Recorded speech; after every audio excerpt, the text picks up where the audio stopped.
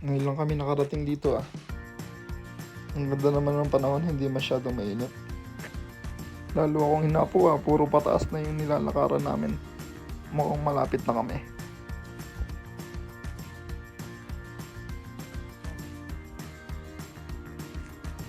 Basketball lang.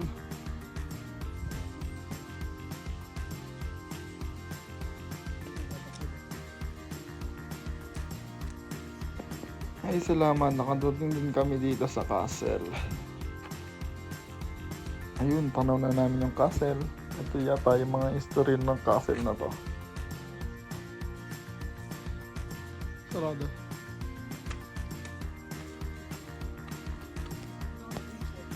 Ha?